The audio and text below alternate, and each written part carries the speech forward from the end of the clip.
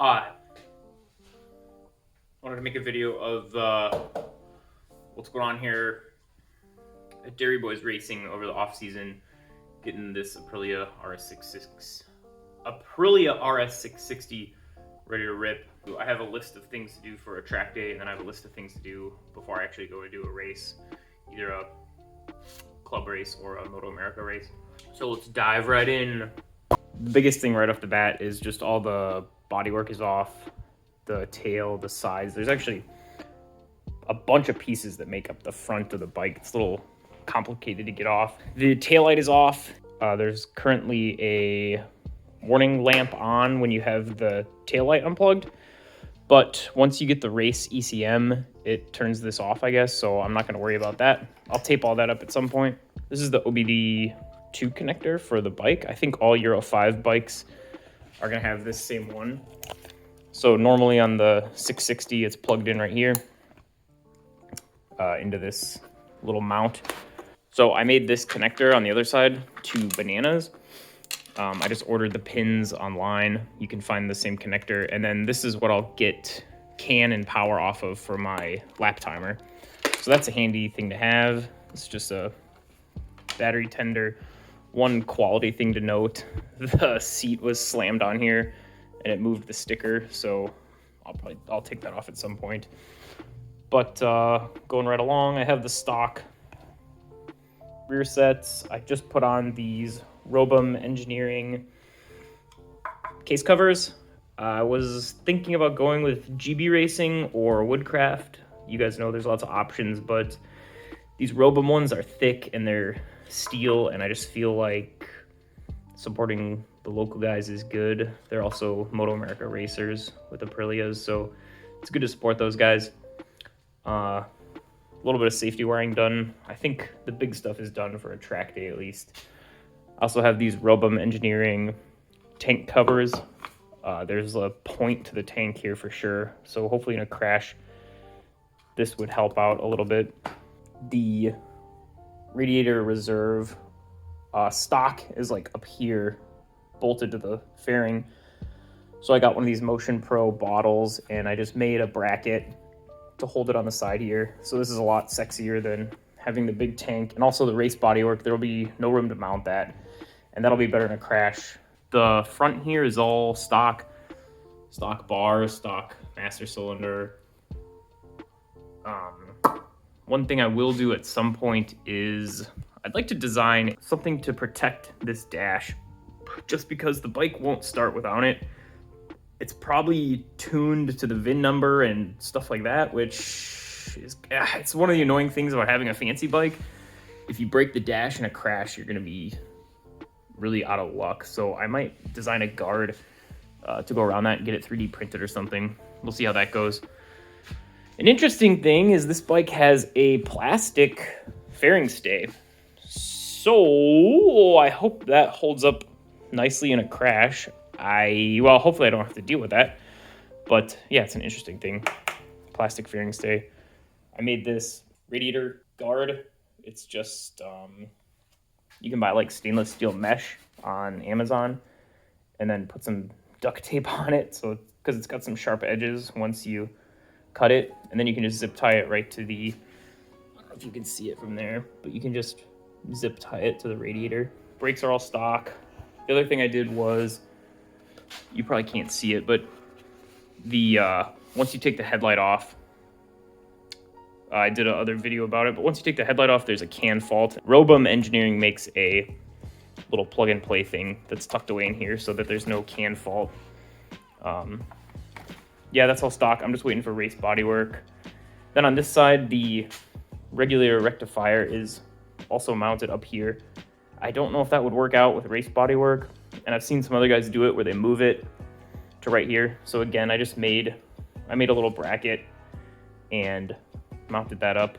It'll be out of the way. It'll be better in a crash and it's out of the way.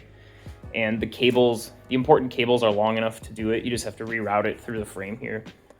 And this is the side stand switch. I got this side stand switch delete from Robum Engineering also. Got some safety wiring done for the coolant drain. I filled this up with engine ice after I drained it when I was messing with the radiator. On this side too, I just put this Robum Engineering cover on. It's nice stuff. And then you can see I took the sprocket cover off. It'll just be easier when I'm changing sprockets. This is like a gas overflow vent. I'll have to put that in a bottle somewhere. Quick shifter's all stock. Kickstand will have to come off, but that's not a huge deal yet either. And yeah, that's pretty much it.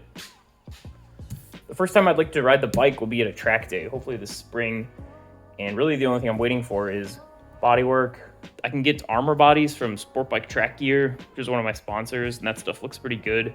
But they don't make a Superbike tail. I'd like to get a Superbike tail that's one piece. It's nice when you're riding a track bike if you can have just a one-piece tail. So there's a couple companies that make it. We'll see. Suspension, I'm not 100% sure what I'm going to do yet, but I'd like to have that before a track day. I'd probably get a new shock. Öhlins makes one, K-Tech makes one. They're both about the same price. And then in the front, I'm trying to really do this as cheaply as I can. So on the front, I'm going to try just putting new springs in the forks. And hopefully, if it's sprung for my weight, I think it'll be good enough. But we can see. So that's my suspension plan. Stomp pads are just bumpy grips that go right here. You can see it on my SV. This is my SV650 tank. But stomp pads make a huge difference when you're on the track, when you're hanging off. So definitely gonna get stomp pads for this, which that's easy, that's a cheap part. And then just the basic safety wiring that has to get done. I have the oil fill done. I have the coolant drain done. All I have to do is get the oil, where is it? All I have to do is get the oil drain plug. But I got this drain plug, a titanium one with a good magnet on it from Sam at Lightweight Racer. So we'll throw that in when I do my first oil change. And then the light's off, which that's done. Front light is taken off and the rear light is taken off. So I'm actually pretty close to being ready for a track day. I have some spare slicks we can throw on. I wouldn't mind just trying these tires for a track day, but yeah, that's all. I think we'll be in pretty good shape. And then before I race this hunk of junk, I'll have to get brake lines. The ABS unit is right here. You can see the sticker on it, and then it's got the hard lines all the way here, all the way to the calipers. MotoAmerica rules say you need to have the ABS off. I don't mind having the ABS hooked up for a track day, especially just to see how the electronics feel in stock form and blah, blah, blah. So yeah, I'm not in a big rush to get those off. I wouldn't mind doing a track day with them. Shark fin is a guard that goes right here on the swing arm. That's a MotoAmerica requirement. I think it's a CCS requirement too, I'm not sure. Clip-ons, I don't know. I'm curious to see how these feel on the track. They are a little bit raised up, and if I got some aftermarket ones, they'd be a couple inches lower, bolted on this part of the fork leg. So I don't know. I'd like to try where the bars are and just see. If it's fine, then I don't care. It's fine. Like I said, I'm trying to do this as inexpensively as possible, so we'll try it. Rear sets, I mean, again, we'll see how these go. The rear sets are kind of expensive for this bike. There are a couple companies that make them, Woodcraft and Vortex and some Italian, like Spider Racing, something like that. There's a handful of companies that make them. We'll see the normal stuff, but it's nice to have solid rear sets when you're racing, like this. It's nice to have solid pieces rear sets. It just feels a lot better, and these are pointy, so it'd be nice to have some real race rear sets at some point. But again, I wouldn't mind doing a track day with the controls just to see how the bike feels in stock form. Gearing, that's just no-brainer stuff. I'll need new sprockets. The bike is actually geared really tall. From the factory, it's a 1743, I think? Yeah. The bike's a 1743, which is really tall gearing, so really geared for like highway riding. I only rode this bike a tiny bit, but it felt fine on the highway and whatever. But as you guys know, the racetrack, you'll need kind of optimized gearing for wherever you are. But at the very least, I'll get a like 15 tooth front sprocket, and maybe that'll get me in the right area. But yeah, I gotta do a little more research on that. And then the fun stuff, I would like to get a pipe. I'm a little worried about bodywork fitting with this goofy thing with the big cat in there. Meow, the big cat. Yeah, I'm a little worried about race bodywork fitting. I think the Armor Body's bodywork said that it would fit with the stock pipe, but also it would just be badass to have a aftermarket pipe. I know they're expensive and they look good and they sound good, so hopefully we can get a pipe before racing, but I also wouldn't mind racing with the stock pipe just because, I don't know, I don't really care, but it would be nice.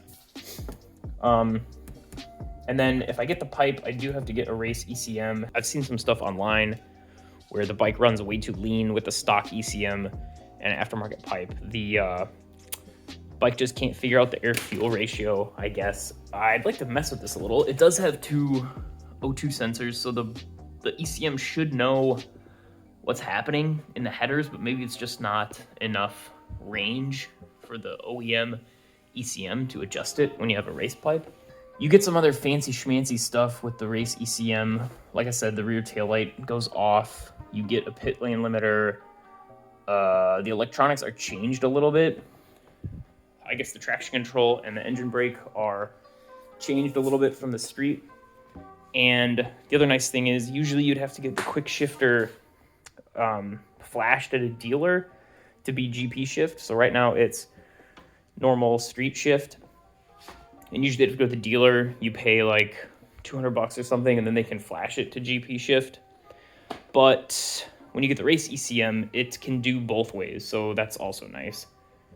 So I'll probably end up getting that if I do get a pipe, and I'd like to get both those things just because then it feels like a race bike. Maybe Santa will bring me some parts for the Aprilia. Yeah, we'll see. I think the bike in stock form with not too many mods will be good. And yeah, stay tuned for more updates, and hopefully we can get this thing on track early 2022 and take her for a rip, see how she does. Thanks for watching. See you later.